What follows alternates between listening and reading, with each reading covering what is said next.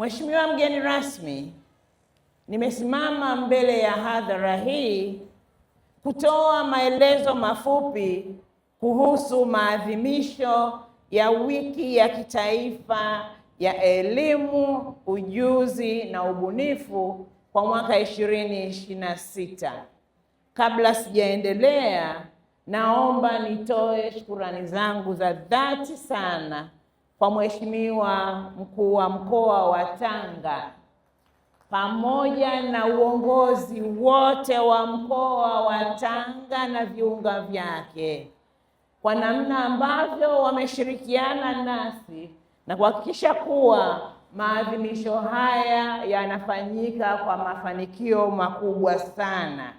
Naomba niwashukuru pia taasisi mbalimbali zilizopo mkoa wa Tanga kwa ushirikiano mkubwa waliotupatia.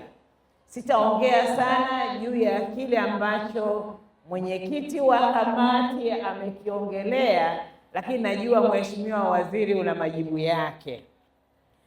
Vile vile naomba niwashukuru sana viongozi, mawaziri, manaibu mawaziri, makatibu wakuu, wakuu wa taasisi na bodi zao, pamoja na washirika wa maendeleo wote na wananchi wa Tanga ambao nawaona mmekuja kwa wingi wenu kwa kutenga muda wenu kushiriki katika maadhimisho haya muhimu.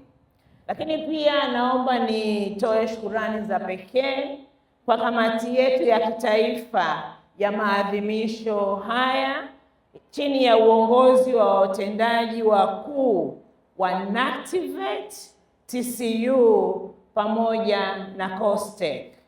Vile vile natoa shukrani kwa wafadhili na wadau wote na wale wote ambao wamekuja kufanya maonyesho wa shughuli za taasisi zao mbalimbali. Kwa namna hiyo mmechangia kwa namna ya pekee kufanya maadhimisho haya yawe yenye manufaa. Mheshimiwa mgeni rasmi, maadhimisho ya kitaifa ya elimu, ujuzi na ubunifu hufanyika kila mwaka kwa lengo la kukutanisha wizara, taasisi na wadau mbalimbali kutoka sekta ya umma na binafsi ili kutoa taarifa kuhusu masuala na mipango mbalimbali yanayotekelezwa na serikali yao, pamoja vile vile na kujadili na kubadilishana uzoefu na kuazimia mikakati ya pamoja ya kuimarisha mchango wa elimu, ujuzi, utafiti na ubunifu kwa maendeleo ya taifa letu.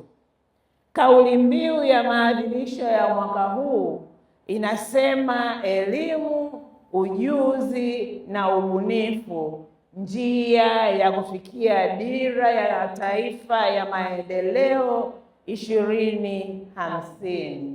Kauli mbiu hii imekuja kwa wakati muafaka kwa kuzingatia kuwa nchi yetu hivi karibuni imeanza utekelezaji wa dira ya maendeleo ya taifa 2050.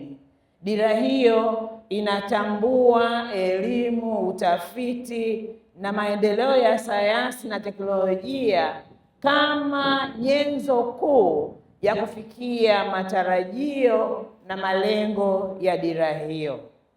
Wageni waalikwa, katika maadhimisho ya mwaka huu kumekuwa na matukio mbalimbali, na matukio haya yamejumuisha maonesho ya bunifu, teknolojia na bidhaa mbalimbali ambazo zinatatua changamoto katika sekta mbalimbali za kiuchumi na kijamii.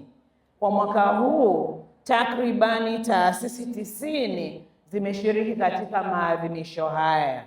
Vile vile kumekuwa na mashindano ya kitaifa ya sayansi, teknolojia na ubunifu maarufu kama MAKISATU, ambapo washindi wa MAKISATU watapewa tuzo siku ya kuhitimisha maadhimisho haya. Vile vile kumekuwa na mashindano ya ujuzi nchini, yaani World Skills Tanzania, kwa wanafunzi wa vyuo vya ufundi na ufundi stadi katika fani mbalimbali. Na hivi niwakaribishe washiriki kutembelea banda lao na kuona fani mbalimbali ambazo vijana wetu wa Kitanzania watashindaniwa katika mashindano haya. Mashindano haya yanazingatia sifa na vigezo vya mashindano ya kidunia ambavyo vitafanyika hapa Afrika mwaka huu. Kwa hiyo mshindi wa kwanza katika kila fani atashiriki katika mashindano haya. Vile vile wageni waalikwa, tumekuwa na kongamano na tutakuwa na kongamano kwa siku 3 juu ya mada za kimkakati katika maeneo ya elimu msingi, elimu ya juu na elimu ya ufundi, pamoja na mchango wa sayansi, teknolojia na ubunifu.